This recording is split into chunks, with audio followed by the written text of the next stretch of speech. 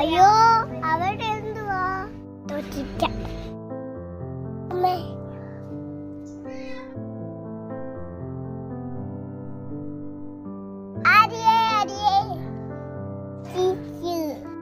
എന്താ ആമി?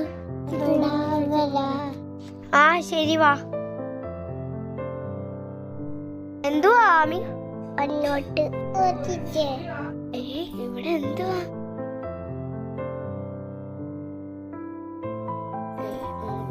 ആമി ഒന്നുമില്ല ആമി, വന്ന് നോക്ക്. അയ്യോ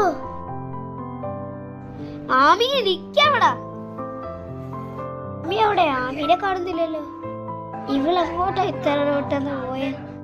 അവിടെ പോയി നോക്കിയേക്കാം.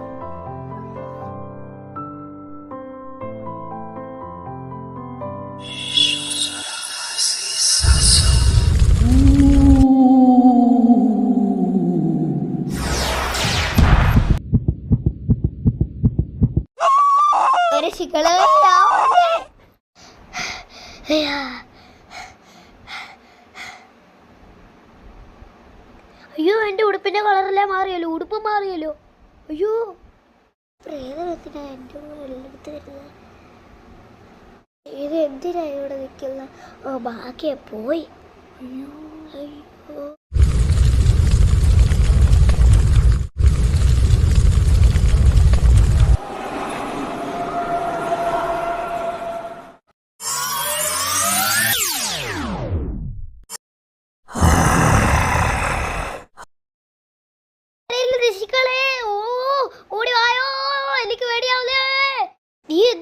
പുറകെ വരുന്നത്.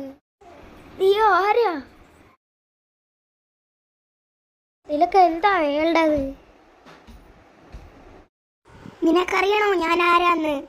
ഞാൻ ഇപ്പോൾ തന്നെ നിനക്ക് മനസ്സിലാക്കി തരാം ഞാൻ ആരാന്ന്. എങ്ങോട്ടാ നീ ഓടി രക്ഷപ്പെടുന്നേ? നിന്നെ അങ്ങനെ ഞാൻ വിടത്തില്ല. ഇപ്പോൾ തന്നെ നിനക്ക് മനസ്സിലാവും ഞാൻ ആരാന്ന്. ആ ആ ആ ഏതാ ഈ സ്ഥലം? ഇവിടെ ആരെയും കാണുന്നില്ലല്ലോ. ഇതിനു മുമ്പ് ഈ സ്ഥലം ഞാൻ കണ്ടിട്ടില്ല. എനിക്ക് പേടി വരുന്നു. പ്രേതം എന്തിനാ ഇങ്ങോട്ട് കൊണ്ടുവന്നത്? നീ ആരാ? നിനക്ക് എന്താ വേണ്ടത്? നിനക്കപ്പോൾ അറിയണമല്ലേ ഞാൻ ആരാണെന്ന്. ഞാനൊരു ആത്മാവാണ്. അതും മോക്ഷം കിട്ടാതെ അലഞ്ഞു നടക്കുന്ന ഒരു ആത്മാവ്. അപ്പോൾ നിന്റെ യഥാർത്ഥ രൂപമല്ലേ ഇത്? ഒരിക്കലുമല്ല. ഞാൻ ഈ പാവയിൽ രൂപമെടുത്തിരിക്കുന്നു. ആ ആ ആ ഞാൻ നിന്നെ എൻ്റെ യഥാർത്ഥ രൂപം ഉടൻ തന്നെ കാണിക്കുന്നതാണ്.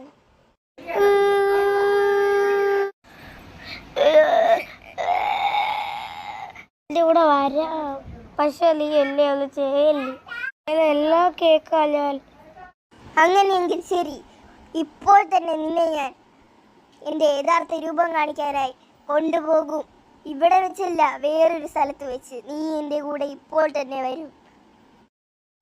എന്താ നീ പേടിച്ചു പോയോ? ആ ആ നിനക്കെന്താ മതിയായോ? ഇതാണ് എൻ്റെ യഥാർത്ഥ രൂപം.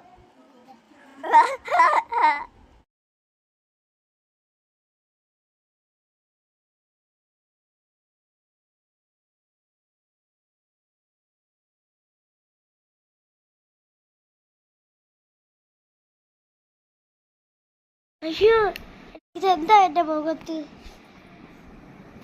ചെളിയും. ഈ എന്താ കാണിക്കുന്നത്? കുറെ നേരമായി ഞാൻ ക്ഷമിക്കുന്നു. അത് പറ്റില്ല.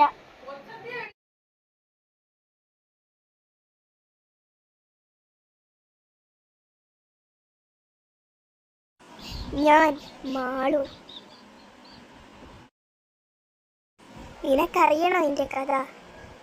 പണ്ട് പണ്ട് ഞാൻ, എൻ്റെ അമ്മ, അനിയത്തി, അച്ഛൻ സന്തോഷമായി ജീവിച്ചിരുന്ന ആ കാലം എനിക്കൊരിക്കലും മറക്കാൻ പറ്റുകയില്ല. വളരെ നന്നായി തന്നെ ഞങ്ങൾ കഴിയുകയായിരുന്നു. പക്ഷേ ഒരിക്കൽ ഞാനും എൻ്റെ അനിയത്തിയും കൂടെ സാധനം വാങ്ങാൻ ചന്തയിൽ പോയതായിരുന്നു. അവിടെ എൻ്റെ അച്ഛനും അമ്മയും ഇല്ലായിരുന്നു. അപ്പോൾ ഞങ്ങൾ രണ്ടും ചന്തയിൽ സാധനം വാങ്ങി തിരിച്ചു വരികയായിരുന്നു.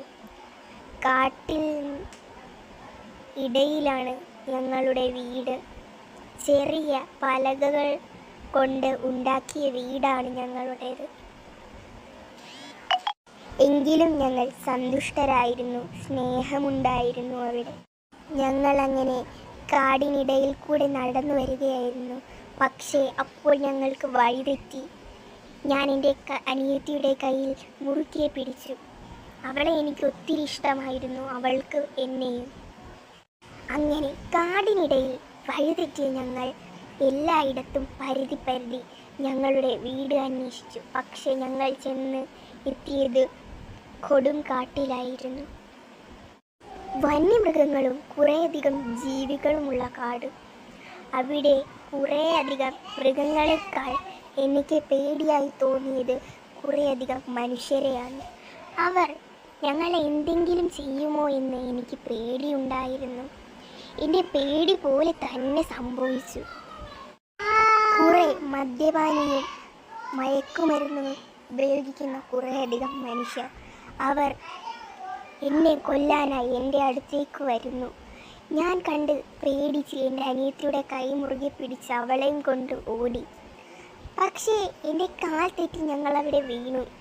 എങ്കിലും ഞാൻ എൻ്റെ അനിയത്തിയെ എഴുന്നേൽപ്പിച്ചു ഓടിപ്പോകാൻ പറഞ്ഞു. പക്ഷേ എനിക്ക് രക്ഷപ്പെടാൻ കഴിഞ്ഞില്ല.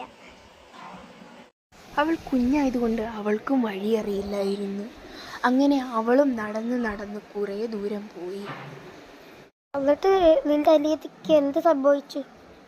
അവൾ വീട്ടിലോട്ട് പോകുന്ന വഴി എൻ്റെ കൊന്നവർ അവളുടെയും പുറകെ പോയി.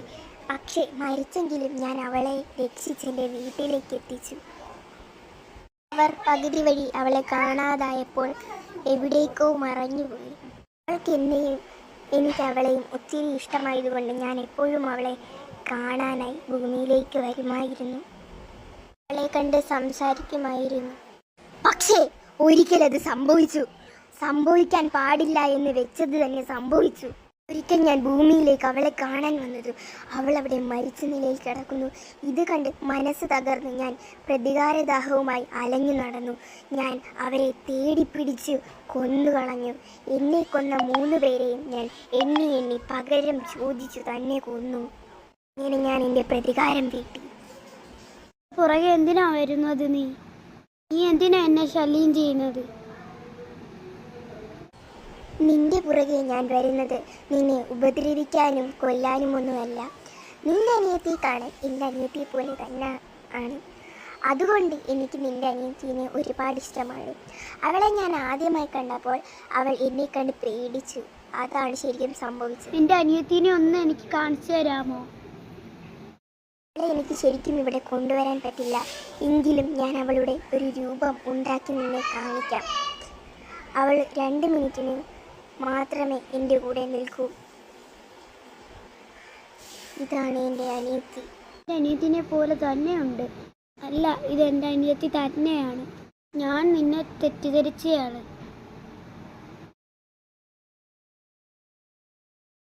ഇത്രയും നേരം മാത്രമേ എനിക്ക് അവളെ കാണാൻ കഴിയൂ. അതുകൊണ്ടാണ് ഞാൻ നിൻ്റെ അനിയത്തി എടുത്തു വന്നത്. നീ നിൻ്റെ അനിയത്തിയെ എൻ്റെ കൂടെ വിടില്ലേ? എനിക്ക് അവളെ ഒരുപാട് ഇഷ്ടമാണ്. വിടില്ലേ നീ അവളെ? എൻ്റെ അനിയത്തിനെ നിൻ്റെ കൂടെ വിടാൻ കഴിയില്ല. എൻ്റെ അനിയത്തിനെ എനിക്ക് ഒരുപാട് ഇഷ്ടമാണ്. നിന്നെ ബുദ്ധിമുട്ടിച്ചതിന് ക്ഷമിക്കണം.